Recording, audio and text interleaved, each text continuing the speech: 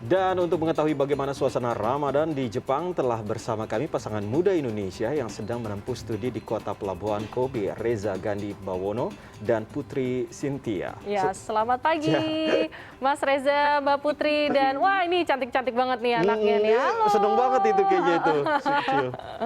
Gimana nih Mas Reza dan juga Mbak Putri, puasanya lancar?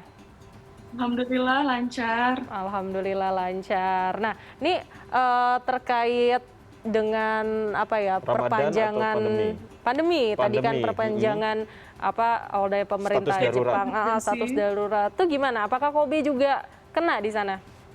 Iya, kebetulan kami di kota Kobe, di prefektur Hyogo. Jadi kemarin mulai tanggal 25 April itu kan ada state of emergency untuk 4 prefektur saja. Kebetulan kami termasuk karena ada di Hyogo. Selain di Hyogo, di Tokyo, Kyoto, dan Osaka.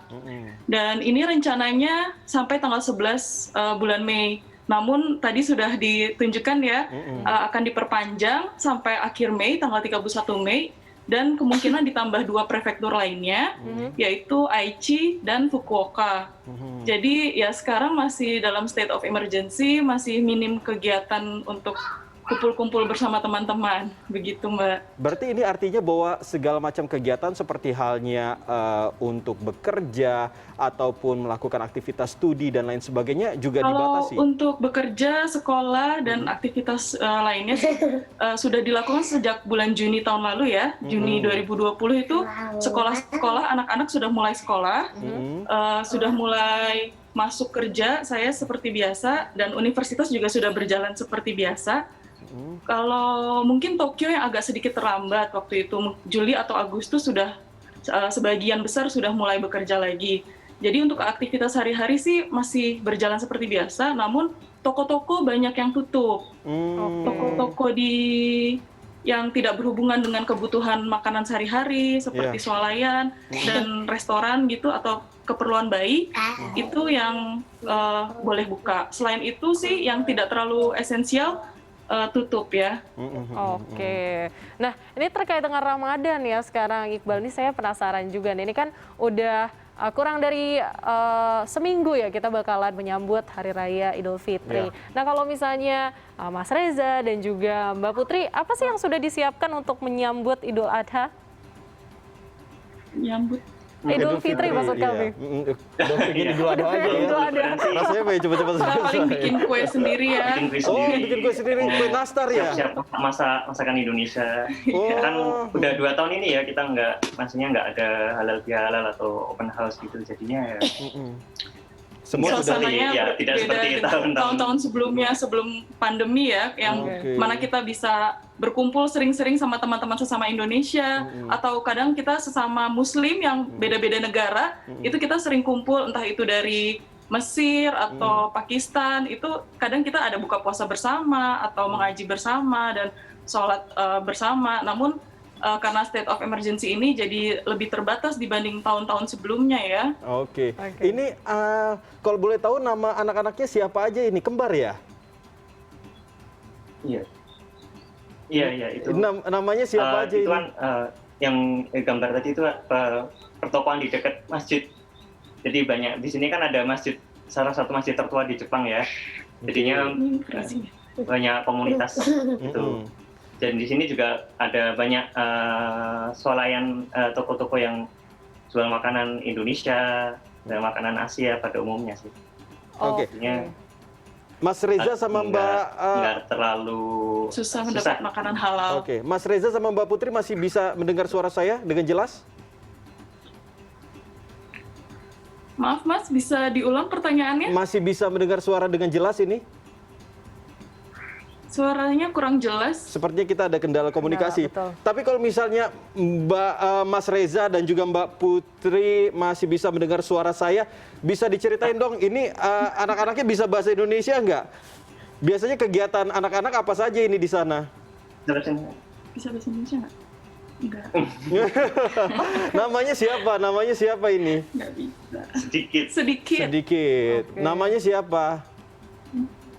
Maisha, Maisha sama Maira. Maira. Oke, udah mulai lucu puasa sekali. belum nih? Ini sekolah SD, yang ini masih TK, Mm-mm. selisih 1 tahun. Jadi Oh, ya, tapi kalau berangkat sekolah bareng-bareng sih. mirip sekali Mirip ya. ya. Ini udah beli baju baru belum? Biasanya kan kalau Idul Fitri itu kita identik sama beli baju baru. Baju enggak sih ya. Nggak ada baju baru. Kalau di sini juga terbatas pilihannya untuk saya, dan ya paling untuk anak-anak juga nggak kita kenalkan budaya yang harus baju baru gitu sih. Ya Oh. seadanya aja, lebih ke perayaannya aja. Makanan-makanan mungkin ya, atau kue-kue khas Lebaran yang dikenalkan. Oke, Mbak, ini saya penasaran kalau misalnya di sana di Kobe sendiri susah nggak sih untuk mencari makanan halal? Enggak sih ya, kita lebih sering pesan online, dikirim dari Tokyo, jadi langsung diantar ke rumah. Tapi untuk toko-tokonya sendiri jumlahnya memang untuk makanan halal itu sangat-sangat terbatas.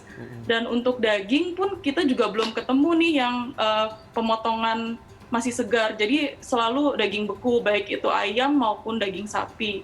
Itu sih agak kendalanya. Untuk bumbu-bumbu lain, bumbu-bumbu Indonesia juga agak terbatas karena hanya ada sedikit sekali toko yang menjual, dan itu ketersediaannya juga nggak continuous ya, jadi sering kehabisan barang duluan aja sama yang lainnya. Jadi kapan terakhir pulang ke Indonesia ini, Mas Reza?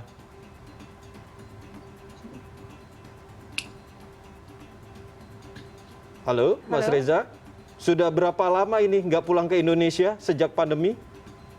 4 tahun. Saya di sini udah 4 tahun. Terakhir pulang ke Indonesia itu 2019.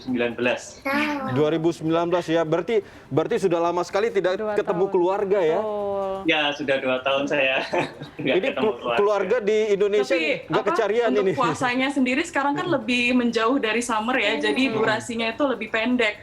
Kalau dulu 4 tahun yang lalu itu bisa sahurnya itu jam 3 kurang, buka puasanya setengah 8 malam. Kalau sekarang setengah 7 udah buka, jadi nggak terlalu beda jauh sama di Indonesia. Oke, nggak beda jauh ya. Nah, tadi kan kalau kata Mas Reza sendiri, Mas Reza dan juga Mbak Putri ini kan terakhir pulang pada tahun 2019 gitu. Ada nggak pesan atau salam kangen gitu kepada keluarga yang ada di Indonesia, dan apa sih yang dikangenin dari Ramadan di Indonesia?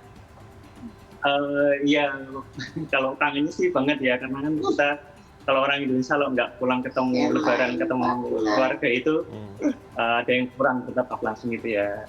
Pesannya sih ya kita saling menjaga diri dulu selama pandemi ini. Semoga cepat berakhir agar kita bisa berkumpul kembali.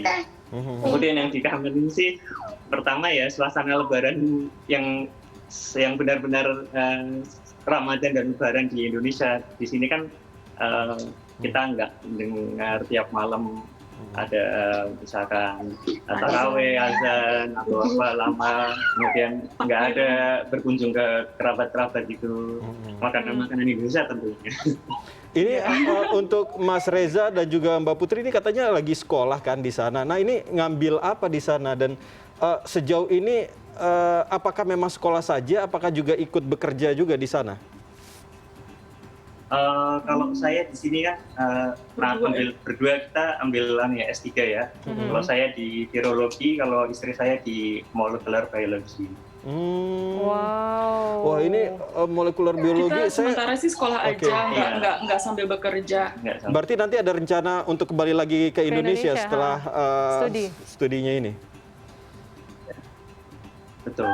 Oke. Oke, nah ini kalau misalnya saya penasaran nih sama si kecil yang 2 ini, sudah mulai belajar puasa belum? Sudah mulai belajar bahasa? Sudah. Tapi sahurnya jam 7 pagi, baru nanti sampai maghrib.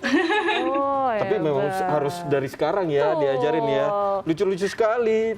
Ini kalau misalnya puasa biasanya dapat hadiah begitu atau gimana? Biasanya kan kalau anak-anak kecil, kalau zaman dulu, ini kalau misalnya puasa bisa full dapat hadiah. Ini gimana cara ngajarinnya untuk anak-anak supaya mau berpuasa nih, Mas Reza dan juga Mbak Putri? Iya. Maaf Mas, bisa nggak kedengeran barusan suaranya? Gimana caranya untuk mengajak anak-anak mau berpuasa? Apakah ada treatment khusus kah? Kalau di Indonesia ini kan dulu kita ini diiming-imingi sama hadiah. Ini kalau misalnya bisa full dapat hadiah, ina itu. Nah, tapi kalau misalnya Mbak Putri sama Mas Reza ini gimana cara ngajarin anak-anak untuk berpuasa? Menjelaskan ke teman-teman gitu ya? Iya. Cara berpuasa untuk anak-anak gimana ini? Berpuasa untuk anak-anak, ya paling sih disemangatin aja. Kita ada kayak games atau quiz gitu. Paling yang agak sulit itu menjelaskan ke teman-teman seusia anak-anak ya, karena kan mereka masih belum paham kenapa kok nggak boleh makan dan minum gitu. Jadi teman-teman Jepangnya sih yang agak kaget kalau tahu mereka ikut puasa. Jadi untuk kebetulan di Jepang sendiri tuh di TV-TV-nya itu disiarkan gitu loh tentang Ramadan dan puasa. Jadi untuk orang dewasanya itu mereka cukup terpapar ya, dan akhirnya dibantu orang tuanya untuk menjelaskan ke anak-anaknya. Wah, menarik sekali. Tapi memang di sana untuk terkait dengan toleransi antar umat beragama cukup baik. Baik banget, karena di sini tuh malah orang-orang nggak terlalu paham ya, nggak terlalu peduli juga. Jadi hampir jarang sekali ada cerita untuk diskriminasi atau tindakan-tindakan yang tidak mengenakan untuk umat Muslim di sini. Bahkan kita sholat di tempat terbuka aja itu ya biasa aja, mereka cuek aja ngeliatinnya. Paling ngeliatin cuman heran, tapi nggak pernah ada teguran yang tidak mengenakan sih. Oke, jadi toleransi di Kobe sendiri ini cukup tinggi ya, bagus banget gitu kan. Dan juga pemerintahnya juga ikut aktif memberikan informasi terkait Ramadan bagi umat Islam ini. Oke, baik. Terima kasih loh Mas Reza dan juga Mbak Putri dan si kecil nih yang sudah bergabung bersama kami ngobrol-ngobrol di CNN Indonesia Connected Ramadan. Ohayo. Arigato. Ohayo gozaimasu. Ohayo.